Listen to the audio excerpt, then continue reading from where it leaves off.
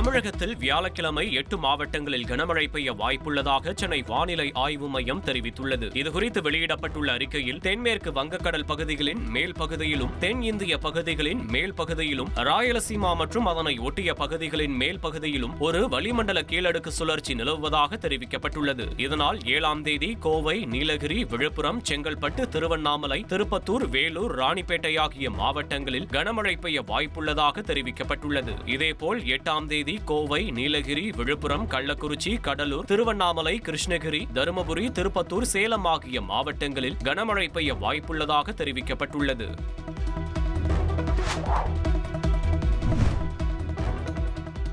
அரசின் திட்டங்களுக்கு முதலமைச்சரின் பெயரை பயன்படுத்த சென்னை உயர்நீதிமன்றம் தடை விதித்த உத்தரவை உச்சநீதிமன்றம் ரத்து செய்தது. அரசு திட்டங்களில் முதலமைச்சரின் பெயரை பயன்படுத்த தடை விதிக்க கோரி அதிமுக எம்பி CV சண்முகம் உயர்நீதிமன்றத்தில் வழக்கு தொடர்ந்தார். இந்த மனுவை விசாரித்த சென்னை உயர்நீதிமன்றம் உங்களுடன் ஸ்டாலின், நலம் காக்கும் ஸ்டாலின் உள்ளிட்ட திட்டங்களுக்கு முதலமைச்சரின் பெயரை பயன்படுத்த தடை விதித்தது. இந்த உத்தரவை எதிர்த்து தமிழக அரசு உச்சநீதிமன்றத்தில் மேல்முறையீடு செய்தது.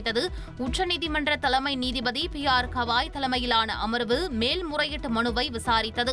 தமிழ்நாடு அரசு, திமுக, அதிமுக தங்களது தரப்பு வாதங்களை முன்வைத்தது. இதனை பரிசீலித்த தலைமை நீதிபதி இவ்விவகாரத்தில் உச்சநீதிமன்ற உத்தரவுகள் மீறப்படவில்லை என்றார்.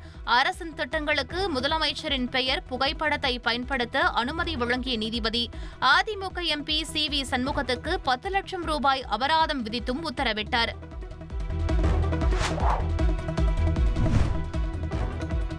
சென்னை மெட்ரோ ரயில் 2ஆம் கட்ட திட்டத்திற்கு 2025-26 ஆண்டில் மத்திய அரசு 3000 கோடி ரூபாய் நிதி விடுவித்துள்ளது. சமூக ஆர்வலர் தயானந்த கிருஷ்ணன் என்பவருக்கு RTI மூலம் மத்திய வீட்டு வசதி மற்றும் நகர்ப்புற விவகார அமைச்சகம் பதிலளித்துள்ளது. மத்திய அரசு 2025-26 பட்ஜெட்டில் சென்னை மெட்ரோ ரயில் 2ஆம் கட்ட திட்டத்திற்கு ஒதுக்கப்பட்ட மற்றும் கடந்த மாதம் 28ஆம் தேதி வரையிலான தொகை விவரங்களை வெளியிட்டுள்ளது. மத்திய அரசு மூலதன பங்காக ஒதுக்கிய 1841 கோடியே 20 லட்சம் ரூபாயில் அதே தொகை விடுவிக்கப்பட்டதாக தெரிவிக்கப்பட்டுள்ளது. மத்திய அரசு துணை கடன் பங்காக ஒதுக்கியது 500 கோடி ரூபாய் என்றும் இதில் விடுவிக்கப்பட்ட தொகை 158 கோடியே 80 லட்சம் என்றும் தெரிவிக்கப்பட்டுள்ளது. மத்திய அரசு வெளிப்புற கடன் உதவியாக ஒதுக்கப்பட்ட 6104 கோடியே 60 லட்சம் ரூபாயில் 1000 கோடி ரூபாய் விடுவிக்கப்பட்டதாக தெரிவிக்கப்பட்டுள்ளது. மொத்தம் இதுவரை 8445 கோடி ரூபாயில் 3000 கோடி ரூபாய் நிதி விடுவிக்கப்பட்டதாக தகவல் தெரிவிக்கப்பட்டுள்ளது.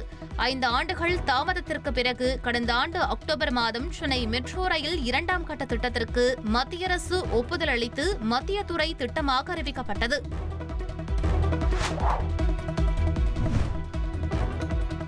உத்தரகாண்ட் மாநிலம் உத்தரகாசியில் மேகவெடிப்பால் ஏற்பட்ட பேரழிவில் மாயமானோரை 2வது நாளாக தேடும் பணி தீவிரமாக நடைபெற்று வருகிறது. தராலி பகுதியில் உள்ள ஹர்சில் பகுதியில் ராணுவ முகாம் அடித்து செல்லப்பட்ட இடத்தில் மாயமான 11 ராணுவ வீரர்களை சக வீரர்கள் தொடர்ந்து தேடி வருகின்றனர்.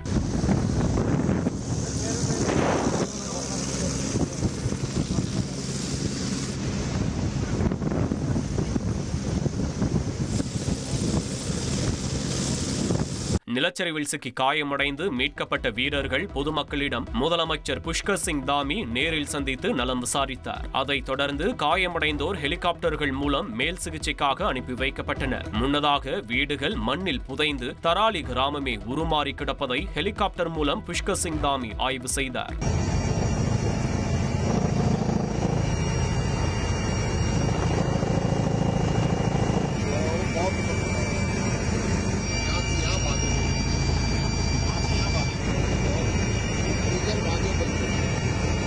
இதனிடையே உத்தரகாசி பேரழிவு மீட்பு நடவடிக்கைகள் குறித்து முதலமைச்சர் புஷ்கர் சிங் தாமியிடம் பிரதமர் மோடி கேட்டறிந்தார். தற்போது வரை 600க்கும் மேற்பட்டோர் மீட்கப்பட்டு நிவாரண முகாம்களில் தங்க வைக்கப்பட்டுள்ளனர். ஆங்காங்கே மண் சரிவால் நெடுஞ்சாலைகள் முற்றிலுமாக சேதமடைந்துள்ளன.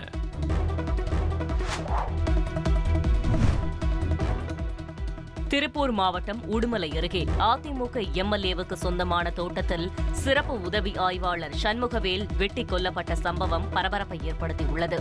குடிமங்கலம் பகுதியில் மடத்துக்குளம் அதிமுக எம்எல்ஏ மகேந்திரனுக்கு சொந்தமான தோட்டம் உள்ளது. இங்கு மூர்த்தி என்பவரும் அவரது மகன் தங்கராஜும் தங்கி பணியாற்றி வருகின்றனர். இருவரும் இரவு மதுபோதையில் தகராறில் ஈடுபட்டனர். தங்கராஜ் தனது தந்தை மூர்த்தியை கடுமையாக தாக்கியுள்ளார். இதுகுறித்து அருகில் இருந்தவர்கள் காவல் அவசர உதவி எண் 100க்கு அழைத்து தகவல் தெரிவித்தனர். இதையடுத்து குடிமங்கலம் காவல் நிலையத்தில் பணியாற்றி வந்த சிறப்பு உதவி ஆய்வாளர் சண்முகவேல் அங்கு சென்று சண்டையை தடுத்து மூர்த்தியை ஆம்புலன்ஸில் அனுப்பி வைக்க ஏற்பாடு செய்தார். இதனால் ஆத்திரமடைந்த தங்கராஜ் உதவி ஆய்வாளரை வெட்டி கொலை செய்து உடனிருந்த ஓட்டுநரையும் துரத்தி சென்றார். இதையடுத்து அங்கு விரைந்து வந்த போலீசார் தப்பி சென்ற தங்கராஜை தேடி வருகின்றனர். மணிகண்டன் என்ற இளைய மகனும் சேர்ந்து உதவி ஆய்வாளரை வெட்டியது தெரியவந்த நிலையில் தந்தை மற்றும் 2 மகன்களை போலீசார் தேடி வருகின்றனர். இதனிடையே உதவி ஆய்வாளர் சண்முகவேலின் உடல் பிரேத பரிசோதனைக்காக திருப்பூர் அரசு மருத்துவக் கல்லூரி மருத்துவமனைக்கு அனுப்பி வைக்கப்பட்டது. இனி செல்லும் இடமெல்லாம் செய்தி. தந்தி டிவியின் வாட்ஸ்அப் சேனலை ஃபாலோ பண்ணினா செல்ல இருக்கும் இடமெல்லாம் செய்தி. இதோ QR கோட் இப்பவே ஸ்கேன் பண்ணுங்க, ஃபாலோ பண்ணுங்க.